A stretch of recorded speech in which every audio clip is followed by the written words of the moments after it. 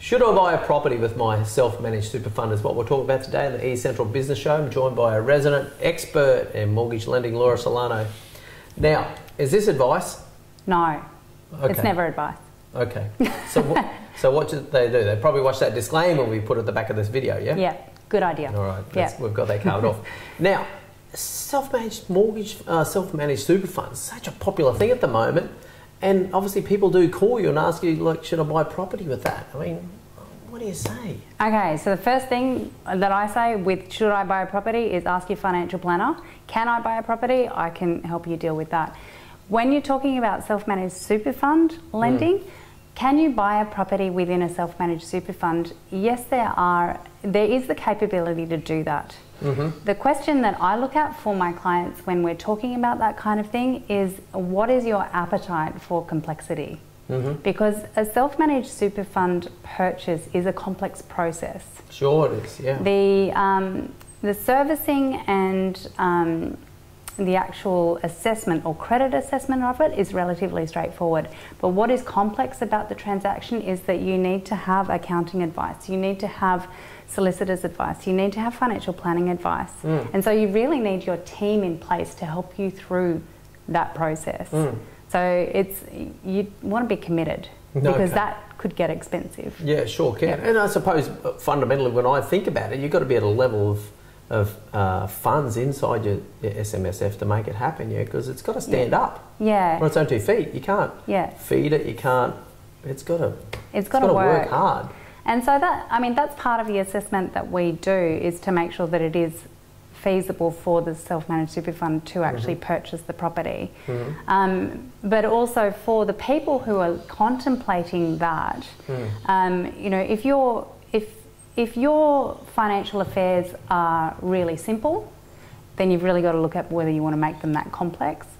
If you are a business owner who is accustomed to that kind of complexity, so you already have entities that you operate your business from, you already are accustomed to working in companies or trusts, you already have those professionals in your life, so you rely on your accountant, you already have a relationship with a financial planner or are happy to look at doing that, and you already have a relationship with a solicitor. If you have that team in place already and you already have a complex scenario, then a self-managed super fund is,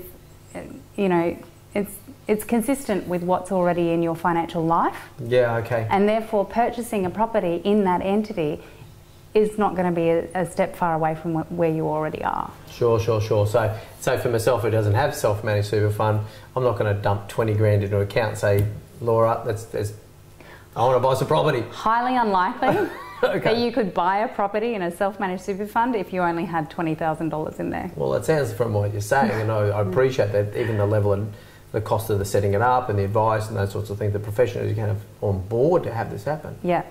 It's going to take, you're going to have quite a tidy sum set up, Yeah. The other thing to consider with self-managed super fund lending or buying a property in the fund is that you need to allow time for that transaction. And the reason is because there's so many parties involved and it has to be done in a particular order. Oh, okay. So the lending itself is not difficult because, the super fund's not going to have usually any debt in it. So it's just going to be income that's coming into the fund. Yeah, sure.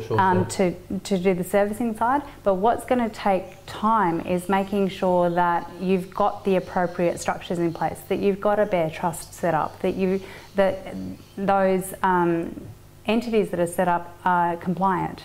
Okay. So you need to allow time for each of those stages to happen, and we help project manage that for our clients. All right, so it's not as though I'm going to ring you on a Monday morning and say, Laura, I've gone unconditional on an auction at the weekend. Self-managed super fund has signed up for $1 million property, yeah? Probably not a great idea.